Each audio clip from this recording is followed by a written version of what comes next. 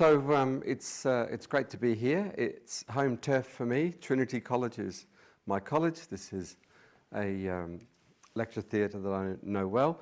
The Cambridge Climate Lecture Series is CCLS, which I'm unashamedly promoting with this banner here, has been running. This is its third year, so I've still got the 2018 banner here, but never mind. About 3 years ago, David Mackay died. He was about 49 years old. He was the Chief Scientific Advisor for the Department of Energy and Climate Change in London, and he wrote a remarkable book, if you haven't seen it, Sustainable Energy Without the Hot Air. It's online. Google it, just Google Without Hot Air, it'll come up. It's free online. You can use it as a resource book for anything to do with sustainable energy. I noticed in New Scientist this week they were talking about what's the carbon footprint of owning a dog. Well, just look it up in David Mackay's book. It's there. It's just amazing what's there. So we set up the Cambridge Climate Lecture Series as a one-off to celebrate the life and work of David Mackay, and it's to his great credit that there's been enough interest. We're now going into our third year. Now, one of the things that we do as part of CCLS is we've been to the COP meetings, COP21 in Paris, COP22 in Marrakesh, COP23 in Bonn. Well, it was in Fiji, but it was considered that move Fiji to Bonn is easier than everybody going to Fiji. And then the most recent one, COP24 in Katowice in Poland. And so this is a little bit of it's a snapshot of where we are after COP21, that great celebration where we agreed to limit global warming to 1.5 degrees and 2 degrees if we have to. Well, where are we? So COP24 in Katowice felt like it was going to do something. It was going to be the rule book for how to deliver the 1.5 degrees. And the question is, how did it work? Well, now this is a picture that I took, in fact, just as I was leaving COP24, and there was just this chap standing there, not sure what he was doing, just standing there. And there were 50,000 people at COP24, and there was just one. This is how it felt, I think, that the people who are going to be most affected were really not there. And I think we've just got to remember that. Now, there were great celebrations at the end of COP24. Yes, we've achieved a lot. At the end of the first week, things looked very grim. But actually, at the end of the second week, it looked like things were moving forward. But you kind of look at the celebratory faces. They're all affluent, mostly white, probably largely male faces. And you just felt that everywhere you went in COP. It just felt just affluent. There's a really good summary of what came out of COP on this website. Carbonbrief.org is the name of the website, and it's quite a good little list here. It's a Polish COP. What does that mean? Rulebook Climate Pledge Guidance, Article 4, Rulebook Market Mechanisms, Article 6, Rulebook Climate Finance Reporting, Article 9. It all just feels very remote, but it's good read. Have a look at this website. You'll enjoy reading it. You get to this thing called the Talanoa Dialogue. Well, this came out of Fiji, where the Fijians said, look, we've got to have discussions. We've got to sit around and involve the elders and the young people and the politicians and the women, and we've got to have dialogue. So it was thought to be a great idea to have dialogue. We'll just have a read about where that's got to. And the hard part was, oh, well, how do we put this into a rule book? how do you put dialogue how do you put dialogue with your kids into a rule book? Protests, there were protests, but boy, there was a big protest where the number of police outnumbered the protesters. It was just bizarre. The year ahead, where are we going? Well, I'm not going to try and summarise all that, but you should have a look at that. It's a nice summary website. So this is the entrance to COP24. It was all a bit kind of grim on the outside. Again, the people you stood standing outside were all white faces. You go inside, it was fantastic. It was great. You were given free this, free that. Everything was free. Brilliant. You kind of think, well, I rather liked that it was free beer, but I liked their logo. I have to say, one of the things I really liked, the carbon footprint. That was a nice logo. But it's all very superficial, and we had a nice time. There were lots of very serious meetings going on. All the very serious people, I'm not sure how much fun they had, because there was a lot of hard work going on in the committee rooms and in the sessions. The political work behind the scenes was hard work. But there were some pretty influential moments. If you didn't get an opportunity to hear David Attenborough's speech at COP24, listen to it. She makes me cry.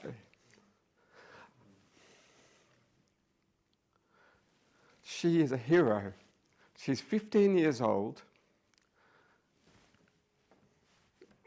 and she stood up in front of the committee 3.5 minutes. It's on YouTube. Listen to it. We cannot solve the crisis without treating it as a crisis, says a 15-year-old. We've run out of excuses and we're running out of time. So she is leading school kids her age to go on strike for the climate every Friday. And worldwide, school kids are going on strike. Poland, meanwhile, this was their stand. Look at it, for Christ's sake. The Poland Pavilion at COP24, coal, it's the future. Well, for Poland it has to be, because 90% of their energy comes from coal. And unless, they have to make somehow, so it's got to be, they've got to figure it out, it's got to be clean coal.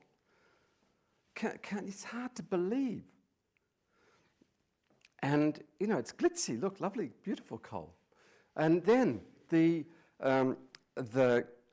only US delegation that was there on giving a proper, one of the talks there was the Trump administration's session on clean coal, for which there are many protesters lined up.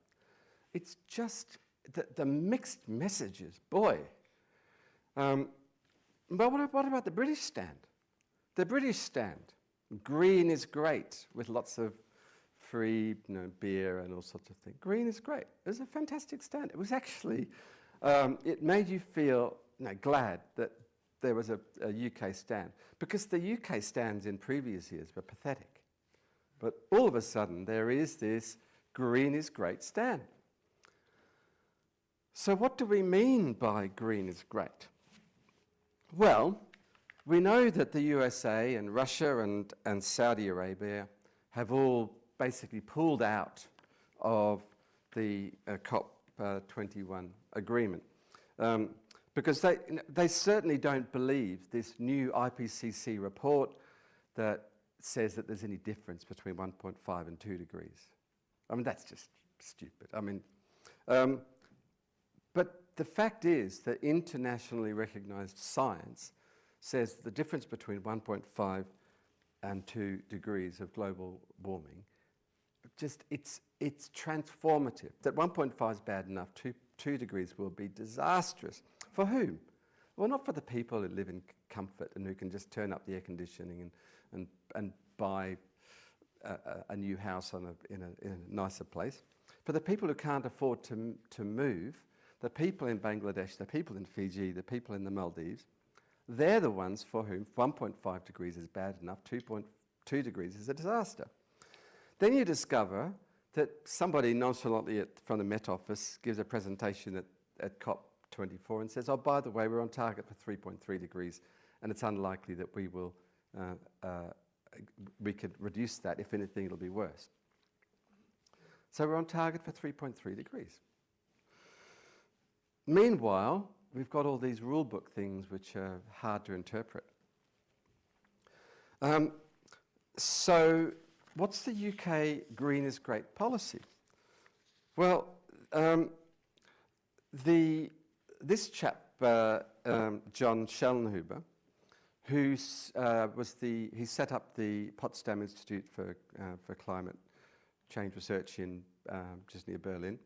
He's coming to speak to us at CCLS.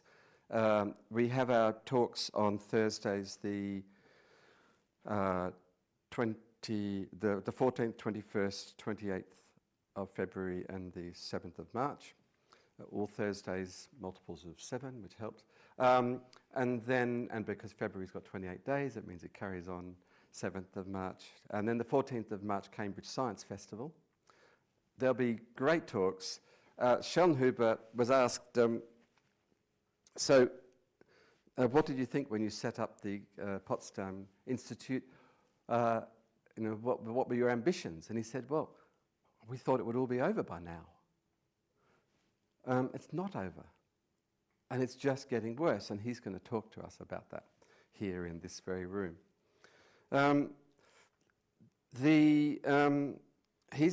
He said that if you thought that this conference, COP24, can deliver on the 2 degrees, let alone 1.5, then you've been fooled. And he's one of the most senior climate people in the world. Kevin Anderson, he spoke at CCLS 2 years ago, and we had a lot of fun. Kevin's he's a real Mancunian, he's just a real character. And he said, well, why don't you go to that British stall, Green is Great stall, and ask them about the new Clare Ridge oil platform in the North Sea that's coming online. And the Energy and Clean Growth Minister, Claire Perry, has been celebrating, saying this is the future. This is going to be energy security for the UK. Well, it's going to produce 50,000 tonnes of CO2 every single day. Where is Green is Great in that message? And if you ask the same question about shale gas from fracking, and ask the same question about backing renewable energy projects where subsidies have been removed, and ask the same question about the tidal power project in Swansea, which is not getting any government support, and ask the same questions about placing moratoriums about onshore wind power. That's Britain's policy. Now, this is not Green is Great. It's not a low-carbon policy for Britain. So it just annoys me.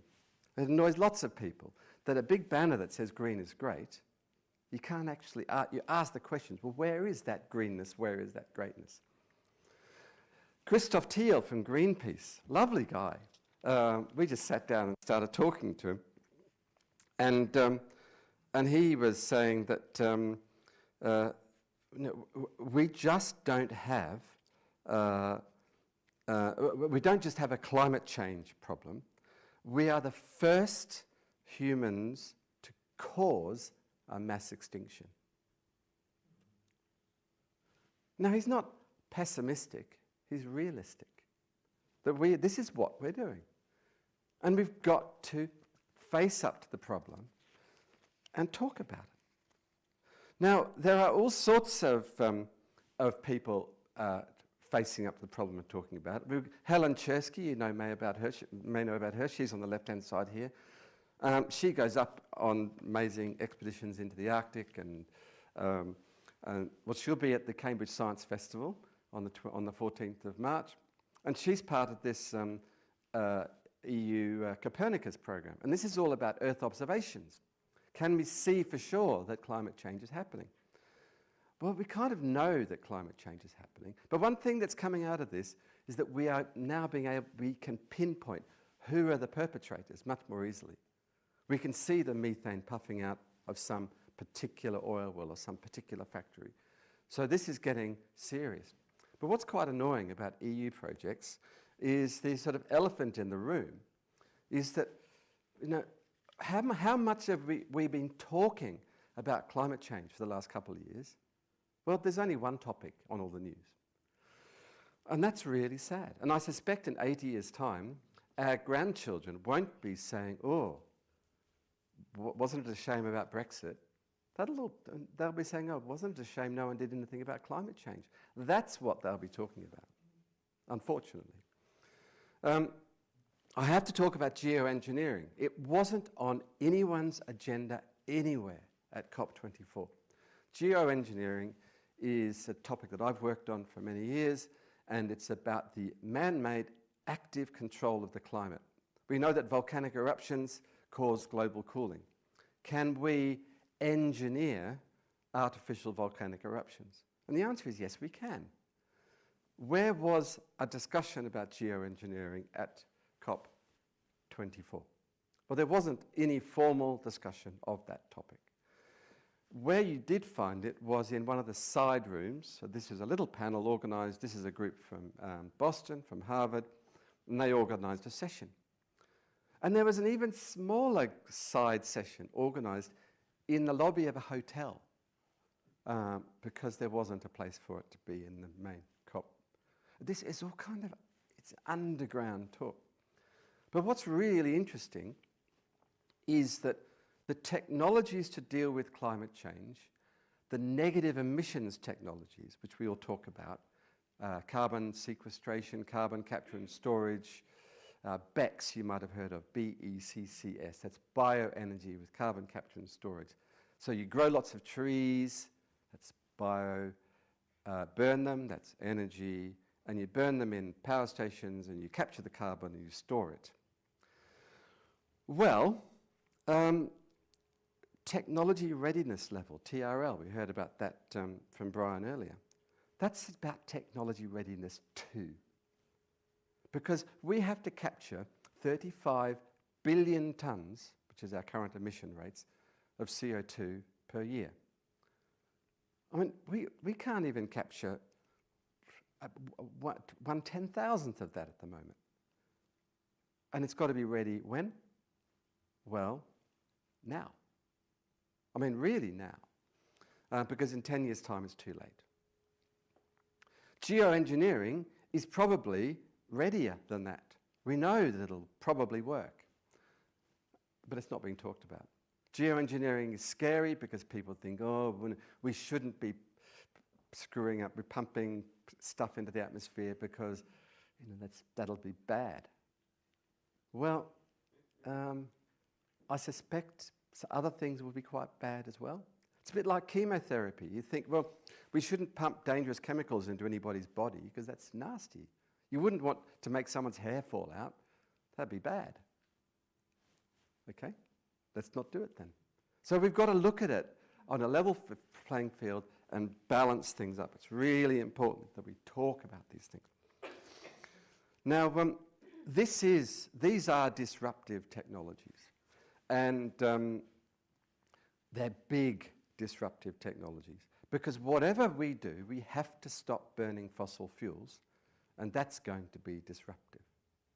Big time disruptive. So I like listening to the Australian Open tennis on the radio in the morning. It's pretty hot in Australia at the moment, so they put a lid on the tennis stadium and air condition it. Really? This is where we've got to. It's more important to have an air-conditioned tennis stadium than it is to consider perhaps holding the Australian Open in March when the weather is more suitable for playing tennis. It's just, when are we going to start thinking about this problem more sensibly? I was just thinking about Brian's, yes, Disruptive Technology Manager is quite nice. Let me just throw this in. One of my directees, I'm Director of Studies in Engineering at Trinity, one of my past students, his title is Chief Rocket Landing Engineer for SpaceX. So I reckon we should try and get him to Lars Blackmore. Look up, you can Google it, Lars Blackmore, Chief Rocket Landing Engineer for SpaceX. And he sat in my room here for supervisions a few years ago. He's just a lovely guy. Right, so what next? Well, these people are singing and dancing about the need to meet the Paris agreements. Not just wouldn't it be nice, but absolute imperative, because of all these things they're holding up. And these little protests kind of went unnoticed, but they were there every day in every corner, but they're not really, they've been forgotten about. But they're all happening around the world, everywhere they're happening. And then these things are happening. You know, there are people out there giving away vegan food. You know, let's be vegan. Well, of course it's important, but it's kind of, there's this idea that we can do all these things by being vegan, everything will be fine. But we've got to stop burning fossil fuels, and that message isn't coming through. Now, clean coal isn't good enough. Things have got to change big time and quickly. So this is Nick Breeze, who is, I think, he's been texting me this evening, telling me about things going on. So Nick is going to text me in a second to say that he can hear what I'm saying. I owe him a huge vote of thanks, because he's the one who's persuaded me to go along to all these COPs, and he's been doing all sorts of filming for the Cambridge Climate Lecture Series. So if you go to the CCLS website over the next few weeks, you'll see some of the videos that we've collected. A lot of the information that I got from this talk is from a lovely article that he wrote for The Ecologist. So if you want to read more about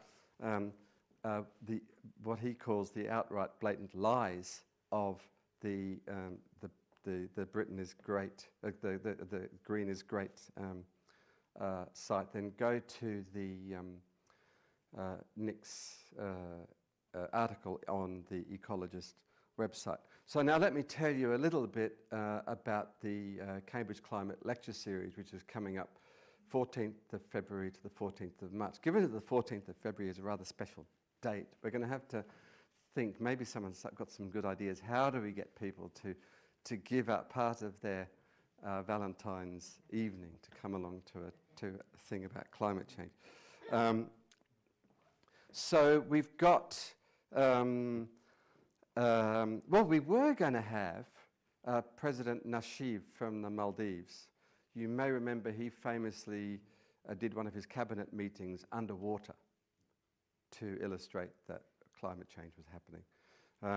And he was convicted of some crimes and is in exile from the Maldives.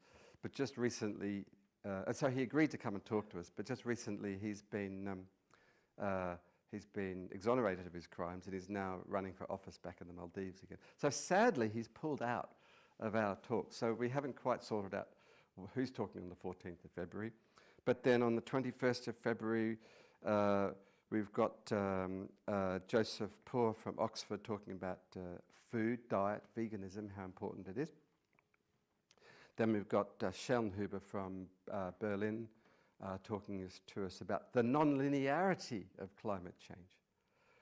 That climate change is, there are forecasts for how will sea level rise change over the next few decades, but it will just go bang when we meet dramatic changes. And then Ro Randall, who some of you may know, she's a climate psychologist and is talking about the psychology of climate change, which is interesting about how you get people to react to it.